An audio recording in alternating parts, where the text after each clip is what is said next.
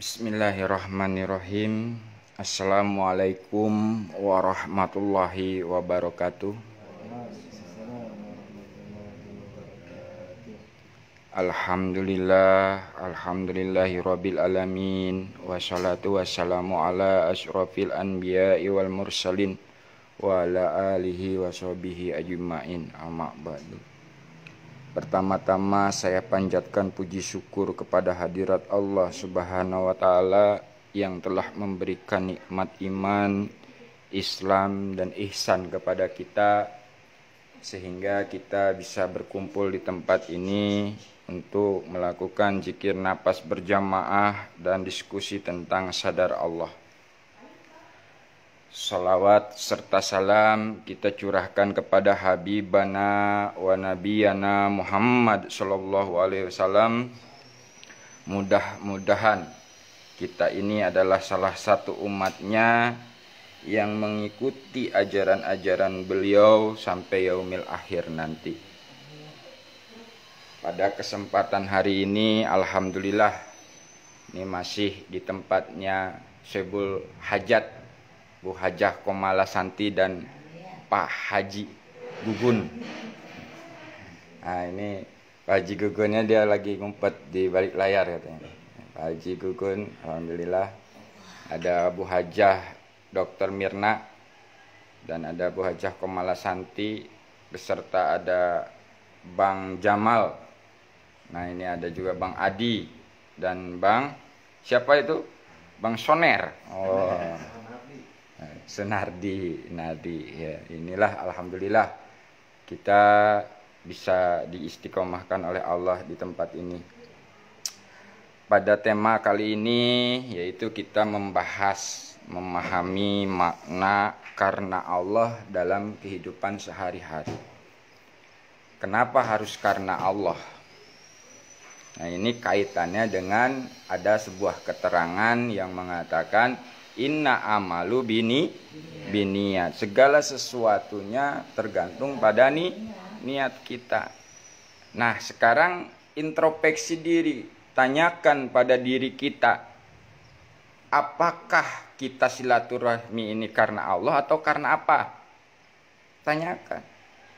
Karena kadang-kadang terbesit di hati ini silaturahminya karena malu, ada karena makanan, ada karena pengen punya ilmu, ada. Nah ini karena yang selain Allah ini harus kita hilangkan dalam hati kita. Kita tancapkan ketauhidan kita lurus karena Allah. Kalau sudah karena Allah, otomatis makanan ya dapat, kan gitu, ilmu ya dapat, wawasannya dapat, keberkahan ya dapat. Nah ini yang harus kita luruskan. Kadang-kadang kita Bismillahirrahmanirrahim atas nama Allah, ya kan, dengan kasih sayang Allah, ya kan. Tapi begitu dalam aplikasi masih atas nama aku, atas nama diri pribadi. Atau misalkan dalam ibadah, dalam sholat, ya kan, di mulutnya atas nama Allah, karena Allah, tapi di hatinya karena pahala, karena ingin damai, karena ingin masalah selesai, karena ingin dapat jodoh, karena ingin dapat pekerjaan, karena ini banyak karenanya. Jadi menduakan Allah dengan karena yang lain tadi. Nah ini yang harus kita pahami. Kenapa harus karena Allah tadi?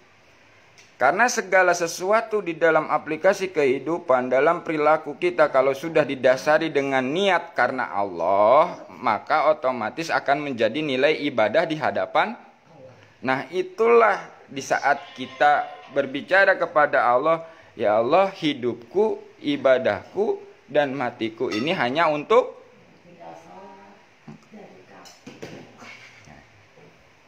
jadi ini ya. Sekarang misalkan Pak Haji cuci piringnya karena Allah. Jadi beban enggak? Enggak. Coba kalau dua aja karenanya. Karena Allah, karena Bu Haji juga. Masih ada benturan itu dalam hati. Wak, wak, wak, wak, wak, di dalam itu. Wah, perang. Jadi beban. Tapi kalau sudah lillah, sudah. Mas Suner misalkan. Ngelayanin temennya, nganter ke sono kemari. Kalau bukan karena Allah, itu akan kecewa. Wah, jauh-jauh gue nganturin, kagak diongkosin, kagak dibensinin. Dalam batinnya doang, walaupun gak diomongin. Padahal diomongin mah, lillah karena Allah. Nah, ini cuman hanya sebagai contoh yang besoner ya. Jangan sakit hati, ini mah contoh. Contoh aja. Cuman di sini menjadi sebuah introspeksi diri bagi diri kita masing-masing. Karena apa? Saya pun masih ngalamin hal yang sama. Di saat kita bicara, kita diskusi, kayaknya greget banget. Begitu di aplikasi sendiri itu kadang-kadang terseok-seok juga. Masih terbesit dalam batin walaupun sedikit. Padahal Allah udah kasih pelajaran sama saya. Di saat mendapat ilham, touring sadar Allah, terapi gratis seluruh kota Indonesia. Lillah karena Allah, bes. Gak mikir apa-apa. Dan di situ Allah perlihatkan kebesarannya. Bagaimana Allah cara menjamin selama saya diperjalankan. Makannya, minumnya, tempat tinggalnya, ongkosnya, segalanya semua Allah penuhi. Dengan kesadaran saya menyaksikan Allah memang luar biasa. Dan ternyata memang sadar kita ini nggak bisa apa-apa dan nggak punya apa-apa di hadapan Allah. Nah, di saat karena Allah lulus, dimampukan oleh Allah.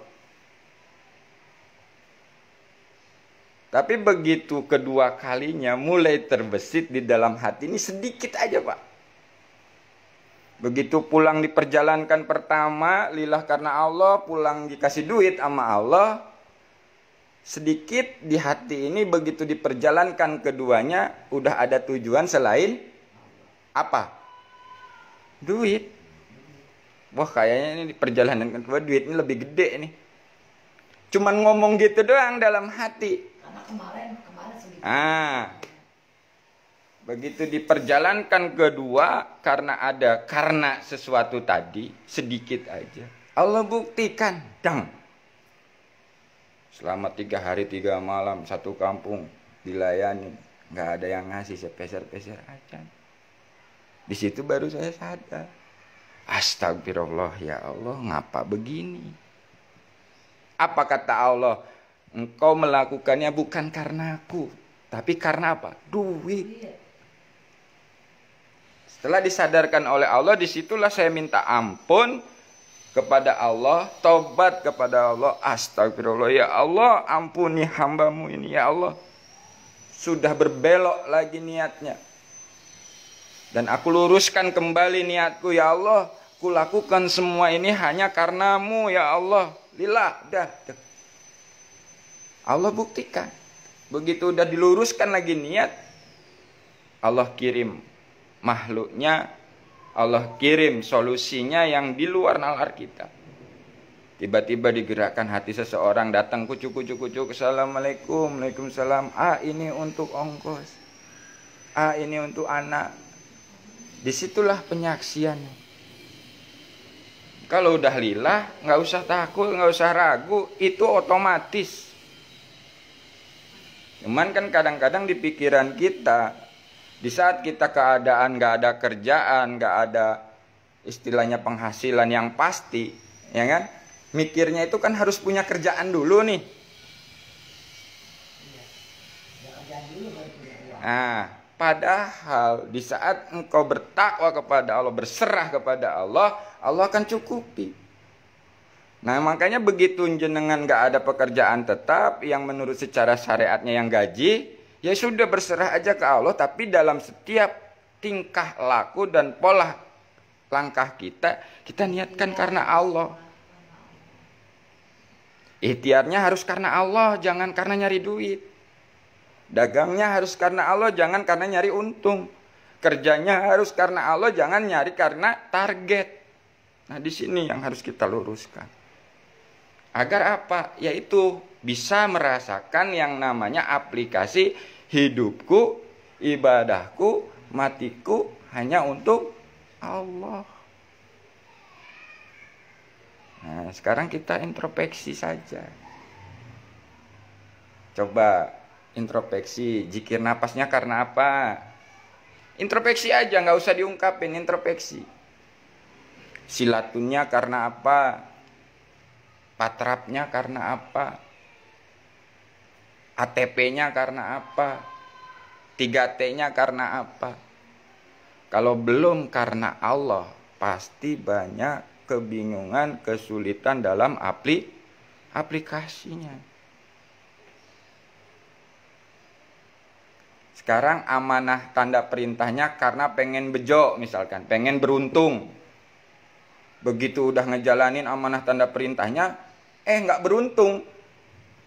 Masih sial. Akhirnya apa? Kecewa nggak? Kecewa. Saya sudah ATP tapi kok masih sial.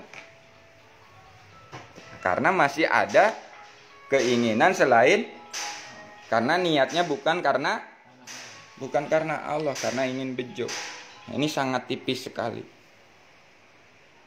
Nah, ini yang disebut syirik, menduakan Allah.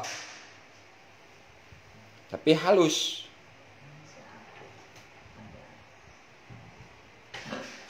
Nah, ini kisah yang tadi saya ceritakan. Ada seorang teman sahabat dekat saya yang namanya si Bara ini tadi. Kalau secara syariat, secara logika, secara matematikanya, kebutuhan dia itu per bulannya itu harus ada uang 4,5 juta. Tapi dia tidak punya pekerjaan tetap. Kalau dipikir ini kan jelimet. Tapi karena si Bara ini udah aktif kesadaran, nah dia menyadari yang bisa ngasih rezeki uang itu Allah. Sehingga dia setiap apapun yang dia lakukan, dia niatkan karena Allah. Di saat nyuci baju istrinya karena Allah, melayani anaknya karena Allah, antar jemput istrinya karena Allah. Begitu hari hanya ada. Dan di situ dia sadar, yang bisa memberi rezeki uang itu bukan pekerjaan, tapi Tapi bukan berarti nggak bekerja. Ini jangan sampai salah paham lagi. Karena kita itu dalam aplikasi syariat, thariqah, hakikat, makrifat ini harus satu kesatuan. Jangan dipisah-pisahkan. Wah, mentang-mentang udah ngerti makrifat. Wah, ya kan? Pemahaman makrifatnya, syariat thariqahnya itu ditinggalin misalkan, dipisah-pisahin. Akhirnya apa? Jelimet sendiri, Pak. Perang sendiri. Secara hakikat, yang ngasih rezeki duit itu Allah. Secara syariat, kerja kan gitu. Nah ini kalau nggak diaplikasikannya berbarengan, pasti akan benturan. Akhirnya apa? Males ngapa-ngapain. Percaya Allah yang udah diem aja, saya mah di rumah. Nggak usah ngapa-ngapain. Nah ini salah paham lagi. Dalam aplikasi mah harus bersamaan. Tapi kesadarannya harus lillah. Karena Allah. Dalam keyakinannya harus hanya Allah, bukan yang lain. Terkadang kita nggak sadar, masih tercampur. Ya, tadi saya mau DN di saat ada masalah. DN-nya lillah saya. Tapi masalahnya nggak selesai, dia ngamuk. Kalau lillah itu selesai nggak selesai, ya tetap dijalanin. Senang ya susah, tetap dijalanin. Miskin kaya, tetap dijalanin dengan penuh kepasrahan kepada bisnis, nggak target. Ya bersyukur, alhamdulillah, karena tetap dijalanin dan yakin Allah lah yang maha memberi rezeki yang tanpa diduga-duga. Nah, kalau udah keyakinan kita di situ, duduk di situ, sadar di situ, sebenarnya nggak ada masalah hidup ini. Misalkan kita dikasih sakit, kita menyadari yang ngasih sakit Allah, yang bisa menyembuhkan Allah, ya jalanin prosesnya. Minta petunjuk Allah, minta bimbingan Allah agar bagaimana Allah bisa sembuhkan nih penyakit. Diam, duduk, renung, minta kepada ya Allah, tubuhku ini sakit ya Allah. Misalkan sakit lambung ya Allah. Mungkin ini kesalahanku. Ya kan? Telat makan lah atau segala macam lah, nggak teratur makannya. Kita ngomong nih, curhat. Nah sekarang aku terima keadaan ini dan aku serahkan kembali kepadamu ya Allah. Apa yang harus aku lakukan agar penyakit ini engkau sembuhkan ya Allah. Nah di saat renungan itu pasti ada jawaban dari Allah. Pasti ada petunjuk dari Allah yang harus kita lakukan.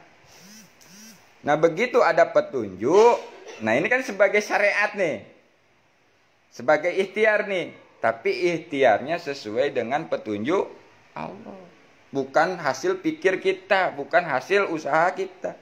Tapi minta petunjuk dulu ke Allah. Misalkan contoh, tiba-tiba ada petunjuknya suruh minum kuning misal. Atau kadang-kadang nggak ada sangkutan pautnya dengan itu, tapi harus dijalani. Yang lebih parahnya itu ya kadang-kadang sakit emak disuruh minum kopi misalnya kan, itu wah nggak nyambung nih. Tapi kalau kita dapatnya itu petunjuknya itu di saat kita berkomunikasi dengan Allah, lakukan.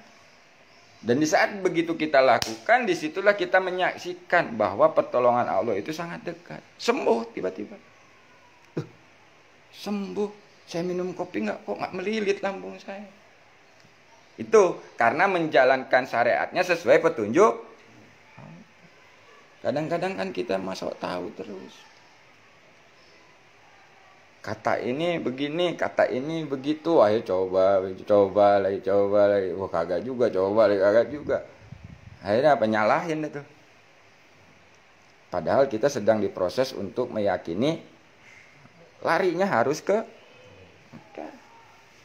simple. Banyak dibahas di ilmu-ilmu tasawuf, ya kan? Kita harus bisa mati sebelum mati. Atau kalau dalam bahasa Jawanya itu mati sajroning urip. Nah, mati di dalam kata mati ini bukan mati dikubur sebenarnya. Yaitu kembali ke Allah tadi. Nah, kesadarannya harus menyadari selalu bersama Allah. Kalau jiwanya sudah menyadari selalu bersama Allah, di situ sudah mati keinginan-keinginannya, keakuan-keakuannya. Akan mengikuti apa yang dikehendaki, menerima ketentuan-ketentuan. Nah, itulah sebenarnya aplikasinya simpel. Pak Guntoro misalkan mau mengaplikasikan mati di dalam hidup atau mati sajroning urip. Udah tinggal tak kesadarannya, sadarin aja. Pak Haji Guntoro ini pada saat apapun bersama Allah. Sehingga di situ nanti keinginan-keinginan diri Pak Haji itu udah nol egonya. Mengikuti apa petunjuk Allah aja udah ngalir. Nah itu sibghatullah, ngalir dalam celupan Allah. Ini terkadang kita masih pakai pikir, akhirnya jelimet.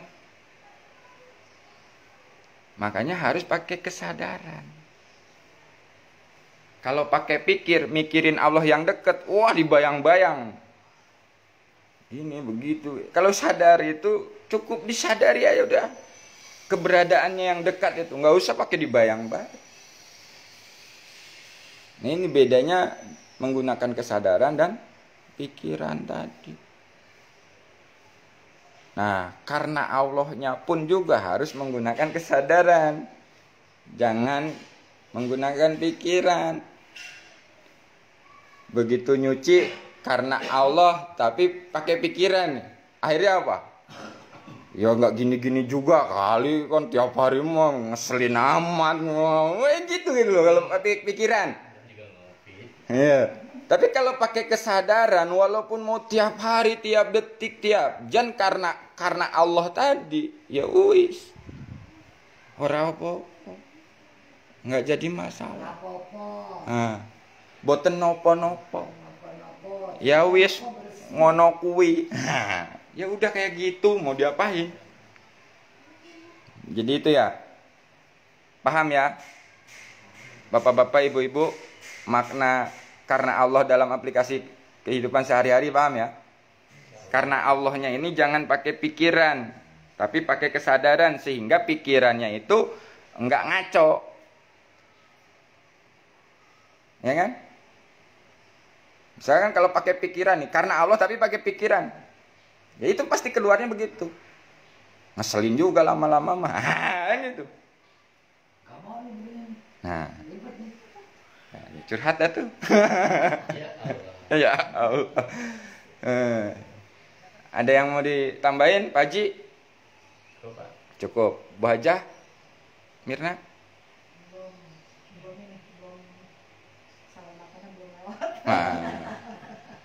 Bu Hajah Kemala Santi, ada yang mau ditambahkan? Iya, kita kalau berbicara tentang suka melenceng, ya, saya pribadi nggak mengerti. Kadang-kadang seperti itu. Justru di saat sekarang kita mungkin kesadarannya belum nyampe. Belum ajak, belum jejak. Terus kapan mau nyampe? Ya semuanya bukannya karena Allah, ya kita insya Allah terus berusaha aja ke arah itu. Terus aja berusaha. Kalau kita belok, kalau kita DN nih, kita DN. DN. Allah. Di saat Allah kita pasrah, tapi Assalamualaikum. Bu, kayaknya ibu belum bayar kemarin. Masya Allah. Besoknya jadi DN-nya lagi, pengen bisa bayar utang. Nah, iya. Kadang-kadang seperti itu. Dan betul.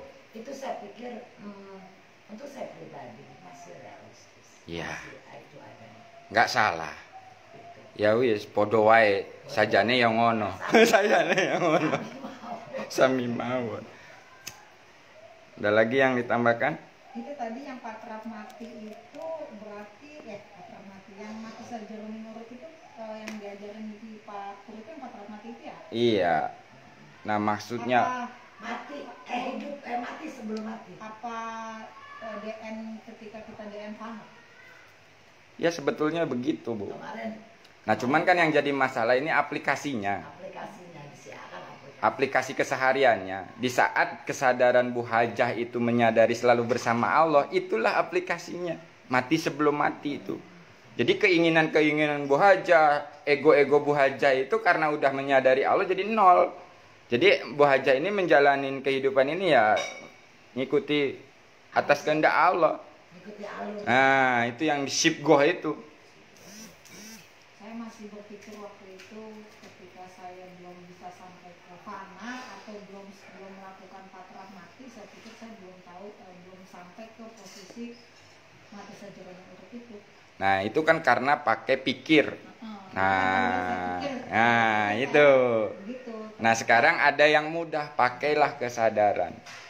Gunakanlah kesadaran Bu Hajah menyadari dimanapun, sedang apapun bersama Allah.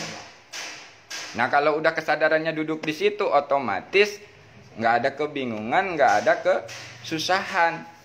Walaupun nyatanya susah gitu loh, tetap dimampukan menghadapi susahnya. Itu walaupun kesedihannya nggak hilang. Tetap. Ada yang mau ditambahin lagi, Bang Soner atau Bang Adi, Bang Jamal? Ayo diskusi, tanyakan. Mumpung masih ada waktu nih. Ya. Saya sih masih sama kayak tadi. Masih sering ini ketika kita ada masalah, niatnya masih Kembali lagi. Iya, utang biar lunas. Jadi nggak Bukan lillah ya, bukan karena Allah ya. Jadi ketika kita di sini nih, sadar kita Allah. Begitu kita keluar dari area menghadapi hidup dengan kenyataan hidup kita, udah kita timbul pikiran nggak lurus banget gitu. Tapi berusaha ya Bang.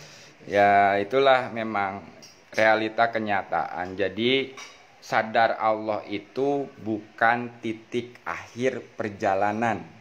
Sadar Allah itu adalah titik awal perkenalan.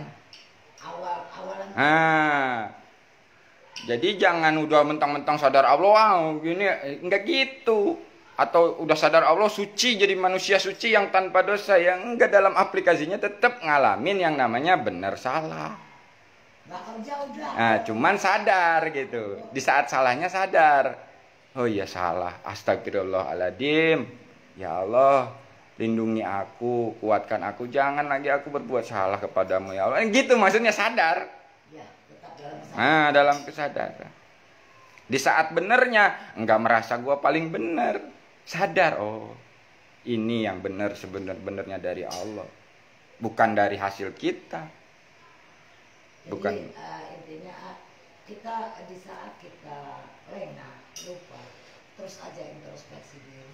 Betul. Kesadaran. Ya iya, karena sesungguhnya dalam aplikasi itu kembali kepada diri kita masing-masing.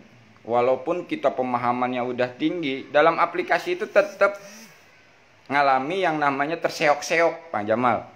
Saya belajar DN ini, tapi ini bukan sombong, ini menceritakan kan gitu, jalur ceritanya. Belajar DN ini udah mau 5 tahun. Dalam aplikasinya itu ya podo wae, sama aja. Gitu, ngalamin hal-hal yang begitu. Tapi kita harus sadar bahwa kita sedang belajar lurus ke Allah. Balik buru-buru. Sadarin buru-buru, akuin kesalahan kita, minta ampun ke Allah, minta bimbingan Allah lagi. Ya Allah, kembalikan aku ke jalan yang lurus. Jangan sampai terbuai dengan jalan-jalan yang tidak lurus. Itu intinya. Jadi sebenarnya kalau pakai kesadaran itu lebih mudah aplikasi itu dibanding pakai pikiran atau pakai keilmuan.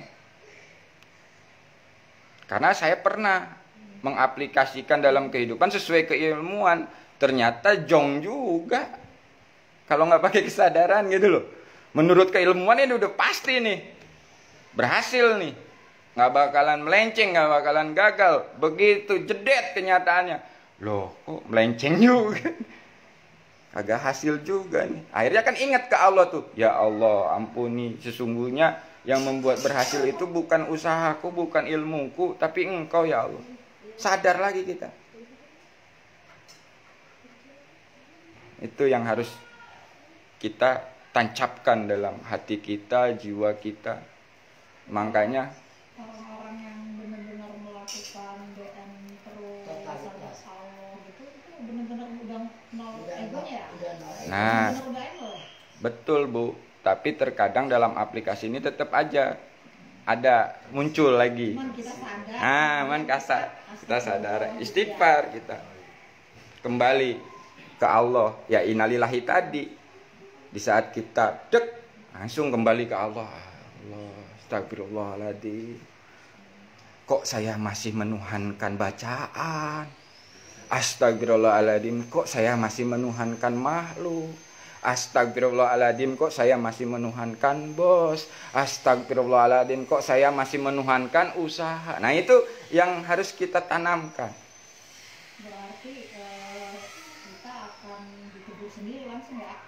Menegur diri sendiri. Sebenarnya itu ada yang ingatkan. Nah di saat kita connect itu ada yang ingatkan. Disentil lah ibaratnya, kalau bahasa saya tuh ada yang nyentil gitu. Ayo mau belok lagi, ayo mau ke selain Allah lagi, gitu loh. Terus introspeksi, Nah. dan ada yang nyentil. Nah, gitu. Itu harus sadar itu Allah. Nah, makanya di saat kita berserah, otomatis akan dibimbing. ya kan? Tapi di sini berserah bukan berarti menyerah. Beda ya, berserah dengan menyerah itu beda. Berserah kepada Allah, menyerah kepada keadaan. Nah ini, udahlah, hidup saya mah gini aja. Ah, repot. Menyerah. Tapi kalau berserah, walaupun keadaannya sulit, akan dimampukan oleh Allah menghadapi kesulitan-kesulitan itu. Yang di luar nalar pikir kita, yang menurut akal pikir kita nggak mungkin, tapi nyatanya mungkin di saat kita berserah diri dalam menjalankannya. Gitu loh. Ah, nggak mungkin jualan es kelapa untungnya cuman 5.000, cuman 1.000 perak misalkan. Nggak mungkin bisa kaya. Nah, kalau menurut pikiran gitu kan. Tapi kalau kita jalaninya dengan penuh berserah diri kepada Allah, karena Allah lillah. Ya Allah, begitu Allah kehendaki kaya aja. Gitu loh maksudnya. Es kelapa ada untungnya 1.000. Nah. Satu hari bisa 1,5 juta income-nya. Nah, itu istilahnya seperti itu. Ya, mungkin saja. Nah, cuman kalau kita hitung pakai matematika, begitu nggak laku, mati kita kan, kelabakan kita kan. Tapi kalau kita berserah, rame nggak rame ya nggak masalah. Gitu loh maksudnya. Nah, ini. Biar saja. Jadi istilahnya tetap bersyukur. Iya, saya tuh terus terang aja ya ayah.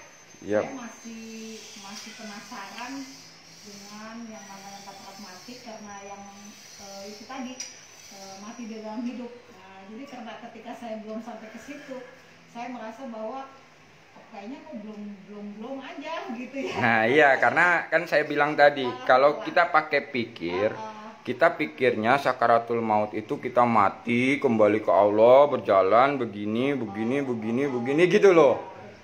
Tapi kalau pakai kesadaran, di saat jenengan menyadari selalu bersama Allah, ya itu udah mati. Tapi dalam keadaan hidup. Nah, bukan berarti nggak ada keinginan, ada keinginannya, tapi sesuai gitu Pak. Sesuai kadar, sesuai fungsi. Nggak bergejolak gitu. Nah itu, ya namanya manusia tetap dikasih keinginan oleh Allah. Makanya ada keterangan Allah tergantung prasangka hati hambanya. Nah sebenarnya prasangka itu kalau kita sadarin, pemberian Allah. Bukan kita yang bisa berprasangka, bukan. Hati kita bisa berprasangka itu karena diberi Allah. Ada prasangka buruk di hati, oh Allah lagi kasih hati saya ini berprasangka buruk, cepet-cepet sadar gitu loh. Astagfirullahaladzim ya Allah. Nah itu yang disebut ilham fujur, ilham takwa. Fujuroha wa takwa. Kadang-kadang yang menurut kita baik, nah itu kan yang takwa. Misalkan gini, wah kayaknya kalau Allah kasih duit banyak, saya bisa sedekah, saya bisa bahagiain orang-orang yang saya cintai, saya bisa memberi kepada tetangga-tetangga yang membutuhkan. Nah kan? Pikirannya begitu kan? Pas begitu dikasih, dang, sehari 1 juta, ya kan, penghasilannya lupa. Nah, yang kita anggap baik itu ternyata pujur. Nah itu loh, yang kita anggap pujur ternyata takwa. Ini pakai kesadaran ini akan terbaca. Membaca di sebalik apa yang terjadi. Kemarin udah saya ceritain, begitu ban bocor, kalau enggak dibaca pakai kesadaran ke Allah, itu yang timbul akan emosi, amarah, kesel. Sialan nih paku nih, begini begitu, nyusahin. Wah itu. Nah. Tapi begitu kita ngelihat kejadian yang kita anggap buruk itu pakai kesadaran, dek, ya Allah. Maksudnya apa nih saya dikasih ban bocor ini? Kita sadari nih. Pas begitu kita tahu maksud tujuan Allah, akhirnya bersyukur nggak? Oh, Allah ini menugaskan saya sebagai wakilnya untuk ngasih uang rezeki kepada tukang tambal ban. Begitu kita udah tahu nih hikmahnya atau yang kita baca ini terbaca, di situ akan timbul rasa syukur dan tidak akan ngomel-ngomel. Karena semua itu pasti ada solusinya. Begitu sudah ditambal selesai, udah kan nggak masalah sebenarnya. Tapi itu untuk orang yang selalu connect kesadaran. Nah, kalau yang enggak tetap aja. kenyataannya kan ngonten. Begitu Baji. Kadang-kadang saya juga connect, kadang-kadang juga enggak. Pas lagi enggak mah ya sama ngedumel. Gitu lah. Gitu. Dengan seperti ini, ingatkan itu terus. Nah itu. Kita kurangin gitu ya. Yang Iya. Makanya saya bilang, ayo kita sama-sama aplikasikan. Jangan sampai kita belajar tiap minggu kan ngomongin Allah tiap minggu. Tapi dalam aplikasi kita melupakan Allah. Iya, begitu-gitu juga sami mawon. Nah. Sejak itu sadar itu sadar Allah terus ada berubah. Tapi adalah sedikit perubahan gitu kan. Ya disyukurin lah. 3 bulan ya? Bang Adi 3 bulan ya Bang Adi? Ya 3 bulan gitu. Alhamdulillah. Berarti intinya itu DNSA itu sebenarnya metode ya, metode atau cara agar kita Untuk terus menyadari dalam aplikasi kehidupan ini segalanya itu karena Allah. Nah itu. Tapi jangan sampai salah paham gitu. Yang mengaktifkan kesadaran kita itu bukan DN-nya, tapi Allah.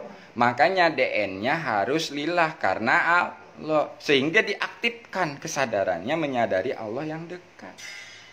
Nah, kalau di saat DN-nya kita masih karena yang lain-lain tadi itu, pasti jelimet dalam aplikasi. Nah, itu yang disebut terjebak dalam metode. Makanya Pak Pur kenapa selalu mengatakan lurus, jangan belok. Ya karena kalau belok sedikit itu udah pasti berasa. Ya kan itu cara ya. Nah, ya. Kalau cara yang nggak diikutin ya sama. Nah, itu. Maksudnya udah dikasih tahu caranya, lakukanlah dengan ketulusan, kelilahan kepada Allah. Makanya kan ada statusnya Pak Pur, dai itu pilihan Allah. Tapi kalau udah mulai dai-nya karena ingin ini, karena ingin itu, nah di situ kena.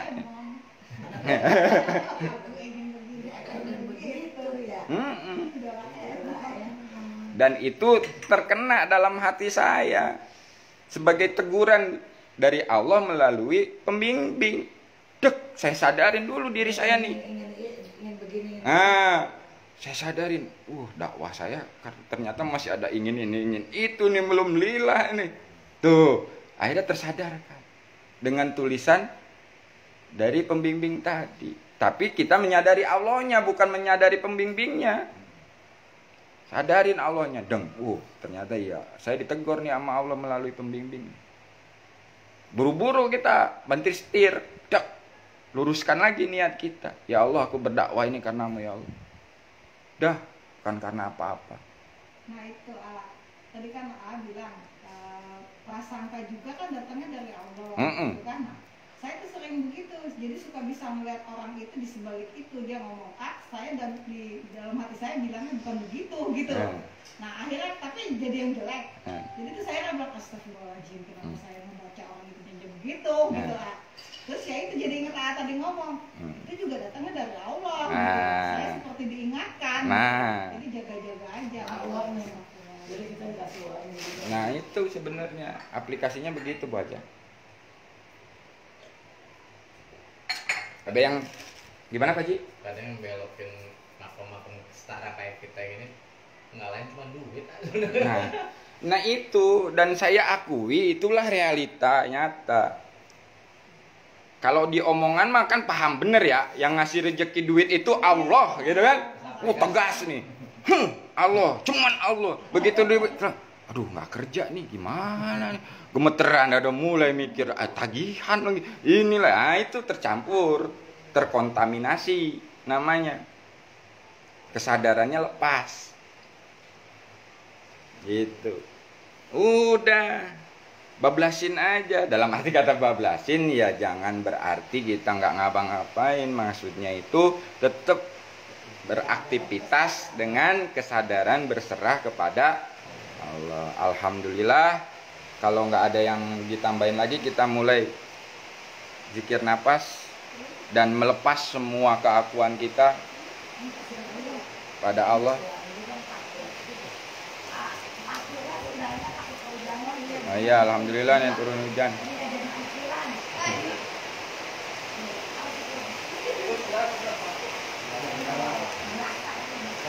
Nggak apa-apa sebenarnya.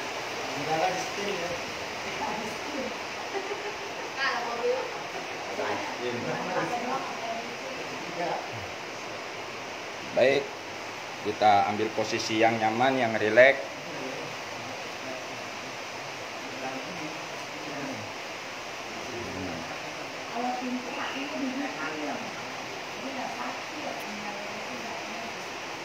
Kita sama-sama melepas dulu, mengembalikan dulu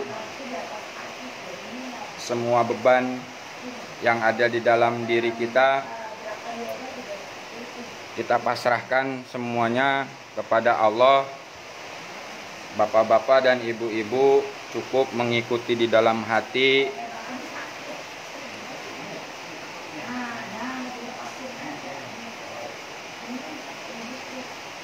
Baik, kita mulai. Bismillahirrahmanirrahim. Ya Allah, kuserahkan jiwa dan ragaku ini ya Allah. Ya Allah, kuserahkan anak dan istriku, keluargaku, adik kakakku ya Allah. Ya Allah, kuserahkan jabatan-jabatanku. Ya Allah, kuserahkan harta-hartaku. Ya Allah, kuserahkan segala ilmu dan pengetahuanku. Ya Allah, kuserahkan guru-guruku ya Allah. Ya Allah,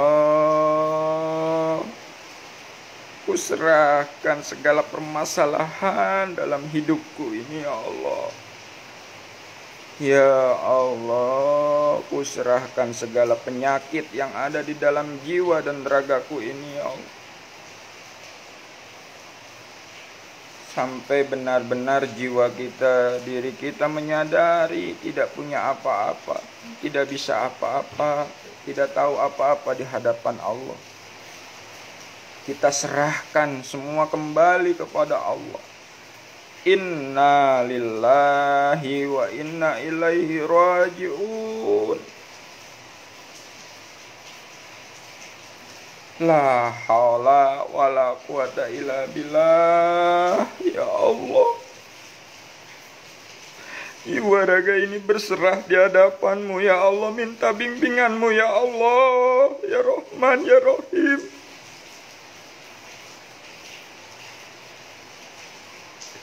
Kami sadar ya Allah dengan ketidakberdayaan kami. Kami sadar ya Allah dengan kesalahan-kesalahan kami. Kini kami berserah di hadapan-Mu ya Allah. Bimbing ya Allah. Astagfirullahaladzim. Astagfirullahaladzim. Astagfirullahaladzim. Ashhadu alla ilaha illallah wa ashhadu anna Muhammadar Rasulullah. Allahumma sholli ala Sayyidina Muhammad wa ala ali Sayyidina Muhammad. Ya Allah, bimbinglah jiwa raga kami ya Allah untuk selalu berzikir, bersyukur dan beribadah yang baik dan benar kepadamu ya Allah. La haula wala quwata illa billah. Kami berserah di hadapanmu ya Allah. Matikan jasad kita, jangan bergerak sedikit pun. Lalu sadari napas kita yang keluar masuk melalui hidung tanpa harus kita atur. Cukup kita sadari ada napas yang keluar masuk melalui hidung.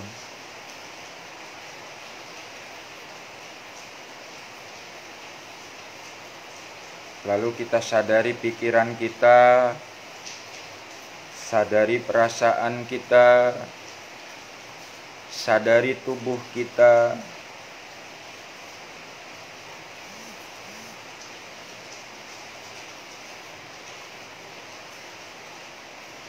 Setelah kita menyadari perasaan, tubuh dan pikiran, kita sadari jiwa kita. Jiwalah yang menyaksikan pikiran, jiwalah yang menyaksikan tubuh, jiwalah yang menyaksikan perasaan.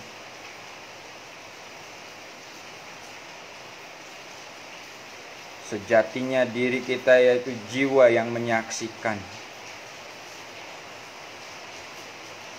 Setelah kita menyadari jiwa kita, kita luaskan kesadaran jiwa kita, menyadari ruangan yang ada di sini.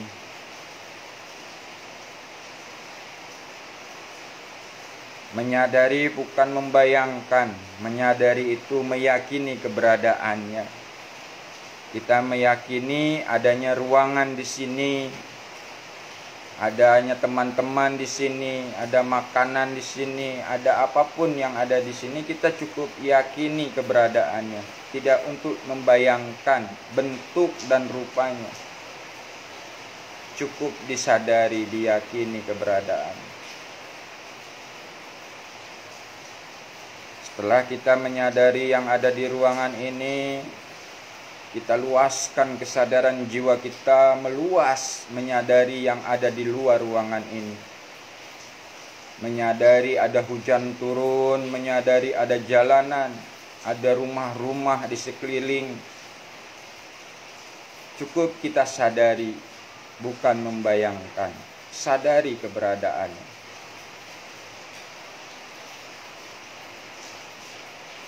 Setelah kita meluaskan kesadaran jiwa di luar ruangan ini, kita naikkan lagi kesadaran kita ini menyadari langit, alam semesta, bintang-bintang, galaksi-galaksi, sampai ke alam semesta yang tiada batas. Sekali lagi cukup disadari, tidak perlu dibayangkan. Sadari bahwa alam semesta ini tiada batas. Setelah jiwa kita menyadari alam semesta yang tiada batas, kita luaskan lagi kesadaran jiwa kita menyadari Allah di sebalik alam semesta. Allahnya yang mana? Laisa kamislihi syai'un. Tidak bisa diserupakan dengan apapun. Sadari aja keberadaan Allah di sebalik alam semesta ini.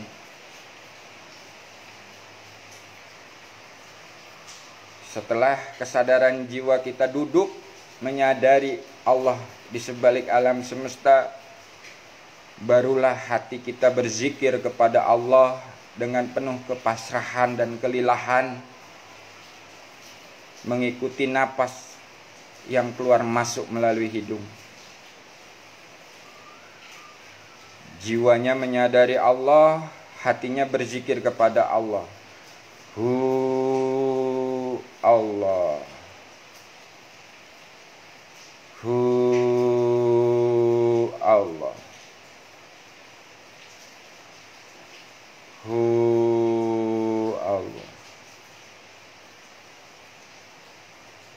pertahankan kesadaran jiwanya menyadari Allah, dan biarkan hati kita berzikir kepada Allah. Allah. Allah.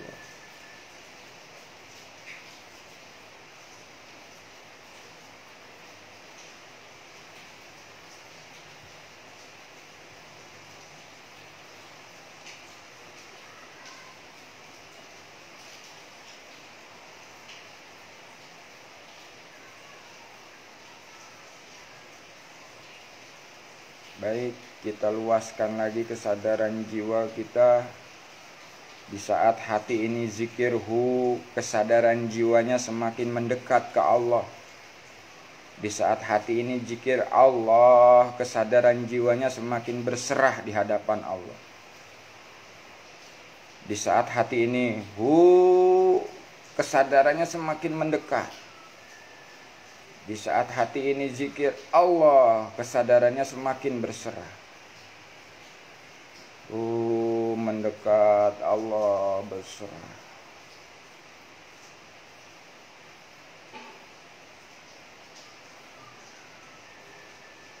Dikala mendekat dan berserah itulah kita serahkan semua kepada Allah sampai tidak ada apa-apa lagi. Sampai kosong, tidak ada rasa memiliki kemelekatan dalam hati kita.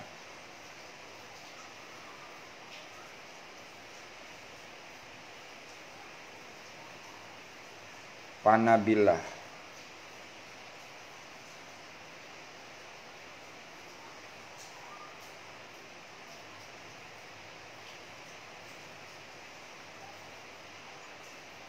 Setelah kesadaran kita menyadari tidak ada apa-apa lagi, kita luaskan lagi kesadaran jiwa kita. Di saat hati zikir kesadaran jiwanya menyadari yang ada hanya Allah. Di saat hati zikir Allah, kesadaran jiwanya menyadari yang ada hanya kekuatan Allah.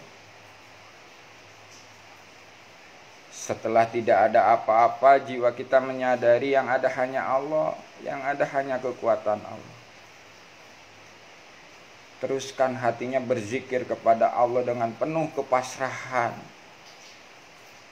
Dengan jiwanya menyadari yang ada hanya Allah dan kekuatan Allah. Allah.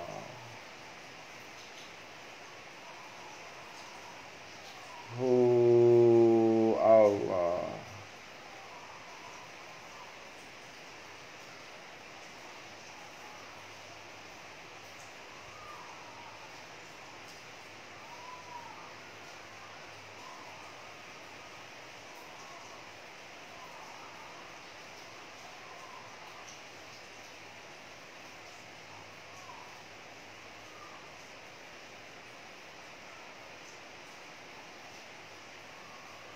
Baik, kita luaskan lagi kesadaran jiwa kita masuk ke dalam celupan Allah, Sibghatullah.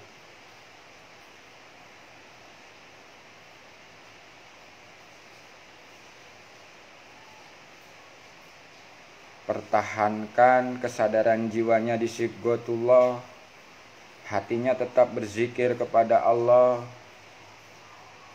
sehingga kesadaran Sibghatullah ini bisa kita aplikasikan dalam kehidupan nyata dengan menggunakan metode 3T ATP dalam kehidupan. Di saat kita menerima dengan kondisi kesadaran Sibghatullah, maka menerimanya itu dengan kekuatan Allah. Di saat kita bersyukur, bersyukurnya itu dengan kekuatan Allah. Di saat kita meyakini Allah, meyakininya itu dengan kekuatan Allah. Jadi tidak mengandalkan lagi kemampuan diri kita, karena diri kita sudah dalam keadaan Sibghatullah, dalam celupan kekuatan Allah.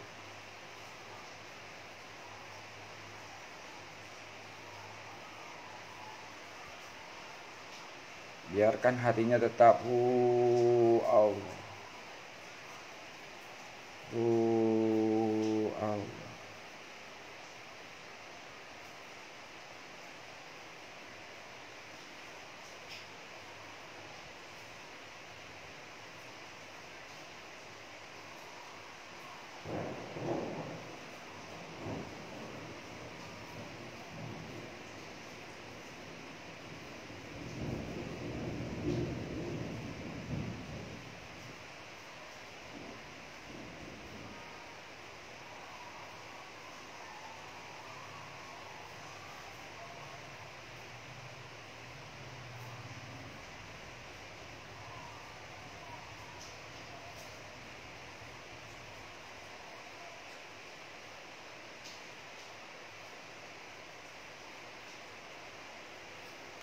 Baik, saya akan akhiri siaran langsungnya. Bagi teman-teman yang masih mau melanjutkan, silahkan lanjutkan.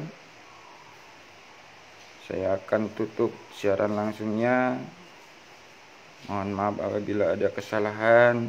Assalamualaikum warahmatullahi wabarakatuh.